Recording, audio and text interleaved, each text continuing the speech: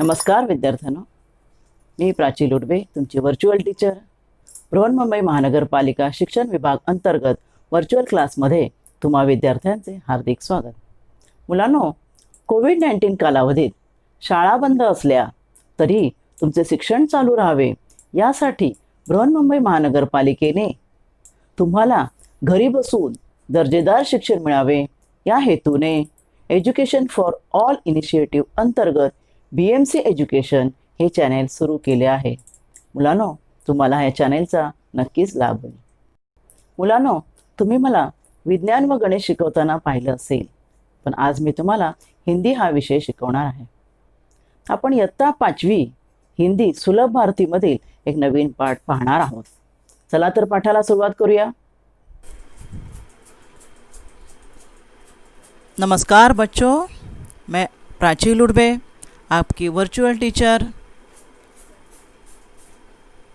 आज मैं आपको हिंदी कक्षा 5वीं सुलभ भारती में से एक नया पाठ पढ़ाने जा रही हूँ, जो पहली इकाई में है. पाठ 3, उसका नाम है योग्य चुनाव, और इस पाठ की लेखिका है सुधा शर्मा. बच्चों, इस चित्र में आपको कुछ दिखाई दे रहा है. क्या है? देखो, ये एक बैलगाड़ी है. बैलगाड़ी को बैल लगा हुआ है और उसका जो पहिया है बैलगाड़ी का, वो कीचड़ में फंस गया है और ये युवक उसे निकालने की कोशिश कर रहा है. और भी कई युवक हैं वहाँ, लेकिन वो सिर्फ देख रहे हैं, कुछ मदद नहीं कर रहे उसकी. ऐसे ये चित्र है. कुछ पेड़ है, एक राज दरबार दिख रहा है आपको. यहाँ एक राज दरबार है और उस राज दरबार की तरफ जा रहे हैं, लेकिन ये युवक उसे मदद कर रहा है. कीचड़ में फंसा हुआ पहिया निकालने की कोशिश कर रहा है और ये बैलगाड़ी चलाने वाला हताश बैठा है क्योंकि वो नहीं निकाल पा रहा है. एक बैल यहाँ से देख रहा है. तो ये है पहला चित्र अपने कहानी का. चलो बच्चों, अभी हम कहानी क्या है देखते हैं. आपने जब छोटे थे, अभी भी आप छोटे ही हैं बच्चों, तो अपने दादी से कहानी सुनते होगे ना. दादी आपको कहानी सुनाती होगी, तुम गांव जाते हो, दादी दादा नाना नानी. तो योग्य चुनाव भी एक कहानी है. हिंदी साहित्य का एक प्रकार है कहानी. हिंदी साहित्य में अलग अलग घटक होते हैं. कविताएं रहती है, पाठ रहते हैं, कहाँ निबंध रहता है, नाटक रहता है. उसी प्रकार एक प्रकार है ये कहानी. तो अभी हम देखते हैं ये कहानी क्या है. कहानी का नाम है योग्य चुनाव. अभी पहले आपको सुनना है और बोलना है, दोहराना है मेरे साथ. अब इस कहानी में 2 मुख्य जो पात्र हैं वो है एक राजा और राजा का मंत्री जगतराम. राजा का मंत्री कौन है? जगतराम. देखते हैं अब कहानी क्या है. राजा मंगलसेन के मंत्री जगतराम जो थे वो बूढ़े हो चुके थे. तो उन्होंने राजा से स्वयं को सेवा मुक्त करने की विनती की. देखो, अभी मैंने येलो कलर में, पीले कलर में मैंने डार्क किया है ना, उन शब्दों का मैं मतलब अर्थ आपको पढ़ाते पढ़ाते बताऊंगी. सेवा मुक्त करना है, नौकरी से छुटकारा देना है ना. उनके यानी काम से उनके दूसरी, उनको कुछ थक गए होंगे, कोई बूढ़े हो गए होंगे, तो मुझे नौकरी से छुटकारा दो कि कोई दूसरा इंसान आप रख लो. इससे बोला छुटकारा मांगना नौकरी से. इसे उन्होंने विनंती की. विनंती यानी प्रार्थना की, रिक्वेस्ट आपण म्हणतो ना, विनंती केली की मला आता सेवा मुक्त करा. तो राजा मंगलसेन ने कहा, आप पहले अपने जैसे सेवाभावी यानी क्या? सेवा की भावना रखने वाला, काम करने वाला, परोपकारी यानी दूसरों की भलाई करने वाला, ऐसे और ईमानदार म्हणजे माहिती ना, प्रामाणिक, ऐसे मंत्री का चुनाव कर लीजिए, तभी आपको सेवा मुक्त किया जा सकता है. फिर जगतराम ने आदेश दिया, राज्य में ढिंडोरा पिटवा दो. ढिंडोरा म्हणजे माहिती ना, दवंडी पिटवतात. तो ढिंडोरा पिटवा दो कि राज्य के नए मंत्री का चयन यानी चुनाव इलेक्शन असतं की नाही, निवड करता इलेक्शन असतं, त्यामध्ये काय असतं, उमेदवाराची निवड करतात, मतदार मतं देतात है ना. तो नए मंत्री का चयन म्हणजे चुनाव निवड केली जाणार आहे, अगले गुरुवार को किया जाएगा. इस पद के इच्छुक 11 बजे राज दरबार में पहुँचे. यानी जो जो इच्छुक है इस मंत्री पद के लिए वो राज दरबार में पहुँच जाए. ऐसे ढिंडोरा पिटवाया गया. हरकारे गाव ढिंडोरा पिटने लगे. हरकारे म्हणजे कोण, दवंडी पिटवणारे असतात ना, ढोल वाजवून दवंडी पिटवतात, त्यांना हरकारे म्हणतात. तो फिर राजा ने दवंडी जगतराम ने दवंडी जो है कि ढिंडोरा पिटवाने के लिए कहा. फिर चयन वाले दिन यानी जिस दिन चुनाव था उस दिन राज दरबार की ओर जाने वाले मार्ग पर सुबह से ही नवयुवकों की भीड़ लगी हुई थी. जा रहे थे सब जन, सैकड़ों की संख्या में युवक दरबार की ओर जा रहे थे. इसी रास्ते पर एक तरफ एक वृद्ध हताश सा बैठा था. एक वृद्ध व्यक्ती, हताश म्हणजे बिचारा तो काय झाला होता, पण त्याला थकला होता है ना. आता हताश आणि म्हणजे वाट बघत होता कोणतरी मला मदत करायचे. काय झालेलं त्याचं, उसकी बैलगाड़ी का एक पहिया म्हणजे चाक रास्ते के किनारे कीचड़ में फंस गया था. कीचड़ यानी आपको पता है ना, चिपकने वाली गीली मिट्टी, जर आपण म्हणतो ना चिखल म्हणतो ना आपण, त्यामध्ये आपलाही पाय अडकतो. तो ऐसे कीचड़ में उसके गाड़ी का पहिया फंस गया था. वृद्ध ने कई बार पहिया कीचड़ से निकालने की कोशिश की पर वह असफल रहा, नहीं जमलं त्याला. फिर मंत्री पद ने अनेक उम्मीदवारों ने राज दरबार जाते समय यह दृश्य देखा पर किसी ने भी उसकी सहायता नहीं की. बघा या चित्रात दिसत आहे, त्याने बघितलं पण सगळे जात आहेत तिथे दरबाराकडे उभे आहेत, पण त्याला कोणीही मदत केली नाही. तो फिर क्या हुआ, उम्मीदवार युवकों में जो युवक थे, उम्मीदवार जा रहे थे, उसमें एक युवक था कर्मवीर. निर्धन परिवार का प्रतिभाशाली नवयुवक था. इस चित्र में आपको दिख रहा है ना ये बच्चा, वह तेजी से राज दरबार की ओर जा रहा था. वह भी बाकी युवकों की तरह जा रहा था. उसी समय बैलगाड़ी वाला वृद्ध एक बार फिर पहिया कीचड़ से बाहर खींचने का प्रयास कर रहा था. प्रयास यानी प्रयत्न कर रहा था. उसने देखा, यह दृश्य देखकर दरबार पहुंचने की चिंता न करते हुए कर्मवीर सीधे कीचड़ में उतरा और जोर लगाकर उसने क्या किया, पहिया कीचड़ से बाहर निकाला. बाकी लोग देखते रह गए, लेकिन वो वहाँ तुरंत दौड़ा और उसने उसकी गाड़ीवान की मदद की, वृद्ध की मदद की. वृद्ध ने उसे ढेरों आशीर्वाद दिए, फिर इनाम में कुछ रुपए देने चाहे, पर कर्मवीर ने विनम्रता म्हणजे नम्रतापूर्वक, नम्रता हम लोग नमस्ते करते हैं ना, तो नमस्ते जो हम लोग करके, जैसे उसने नमस्ते करके कहा कि मुझे पैसे नहीं चाहिए, उसने विनम्रता से मना कर दिया. और देर हो जाने की आशंका से भागते दौड़ते वो कर्मवीर दरबार पहुंच गया, क्योंकि वो भी उम्मीदवार के चुनाव में था ना. वो हाफ रहा था, तो धावून दमला होता ना, दम लागत होता त्याला, हाफ रहा था. उसके कीचड़ जो था उसके कपड़े में पूरा लगा हुआ था, कपड़े कीचड़ से सने थे यानी कीचड़ लगा था पूरे कपड़ों में.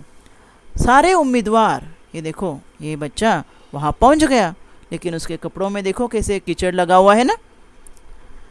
बाकी सारे उम्मीदवार क्या किए, उसकी तरफ देख के हंसने लगे, क्योंकि उसके कपड़ों में कीचड़ लगा हुआ था, इसलिए हंसने लगे.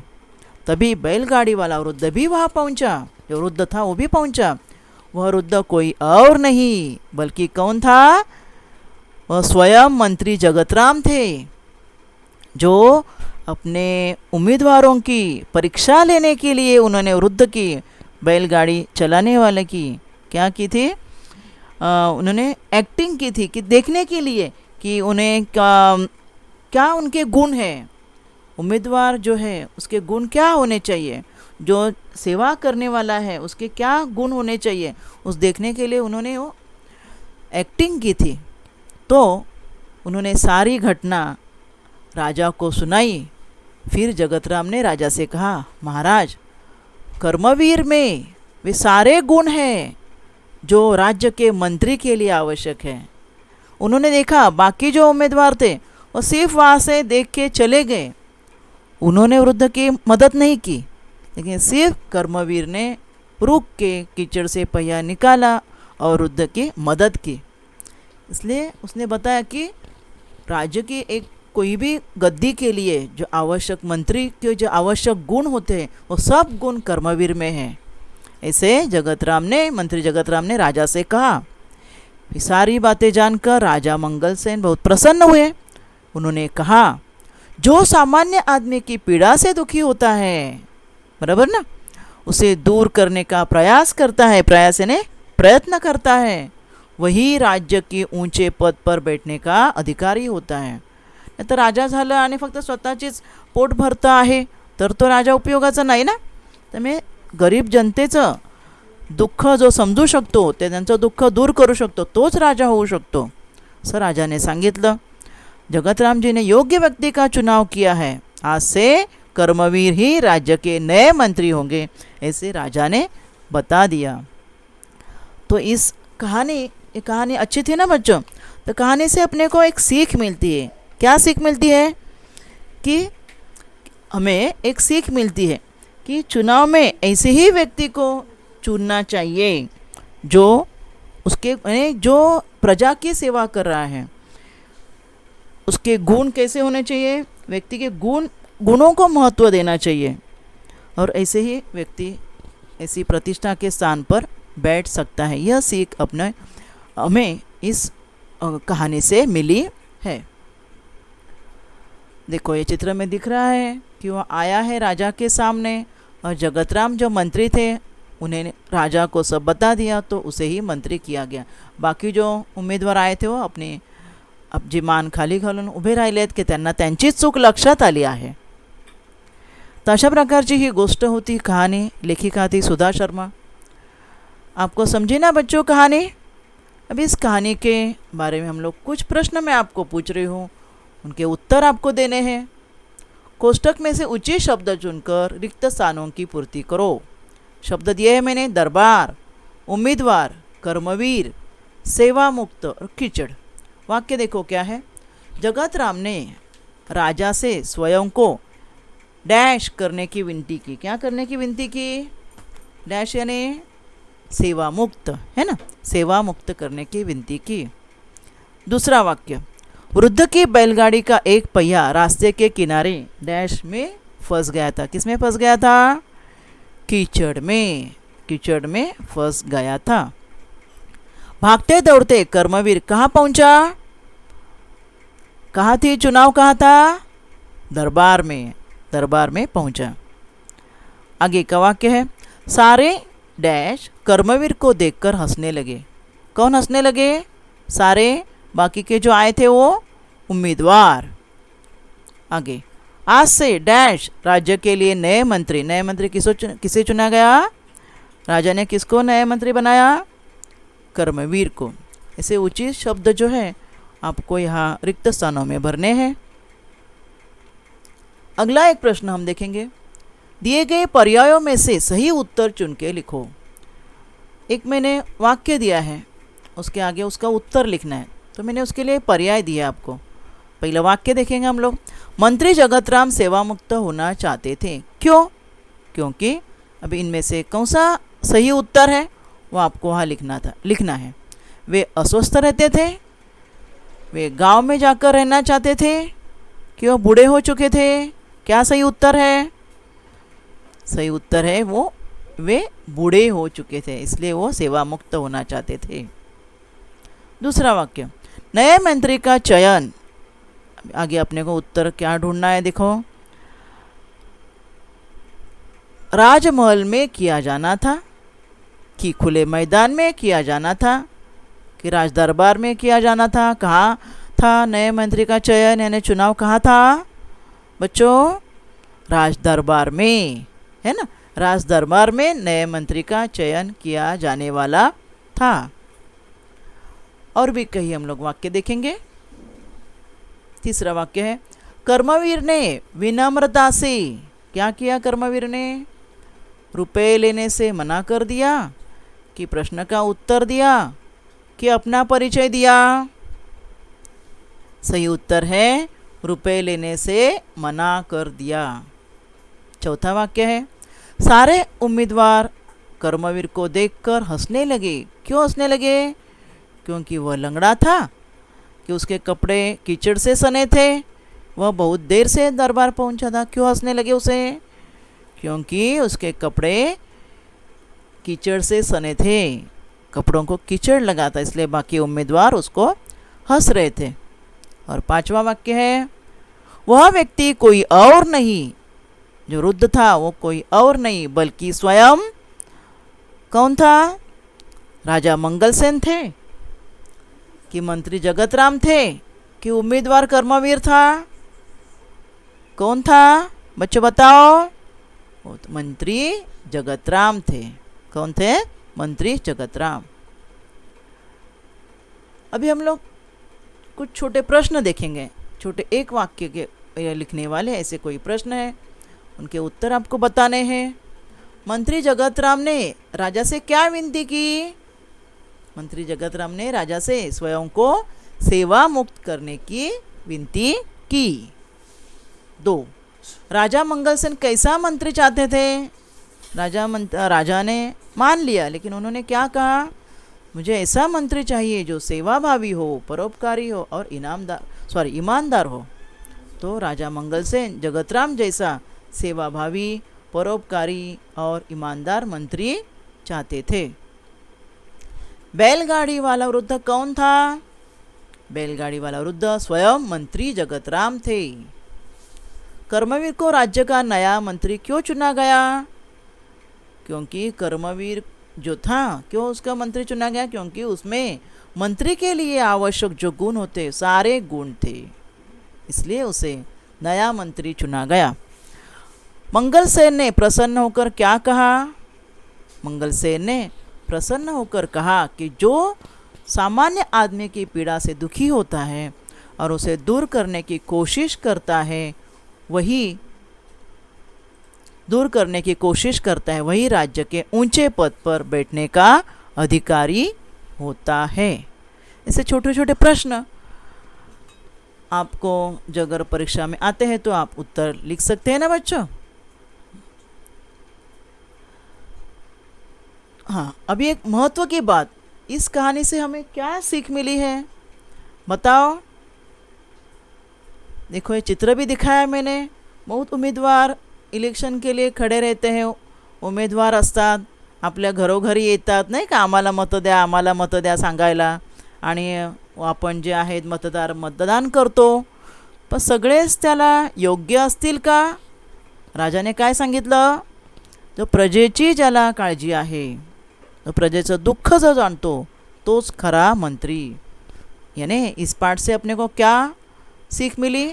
योग्य चुनाव। इस कहानी से यह सीख मिलती है कि चुनाव में व्यक्ति के गुणों को ही महत्व देना चाहिए। गुणी व्यक्ति ही अपने पद की प्रतिष्ठा बन सकता है। ऐसे ये जो कहानी मैंने बताई उसे हमें सीख मिली है।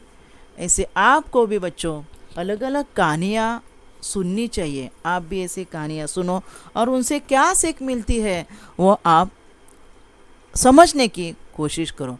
अभी ऐसे एक आप चित्र द्वारा मैं आपको बीरबल की कहानी सुनाती हूँ। राजा बीरबल,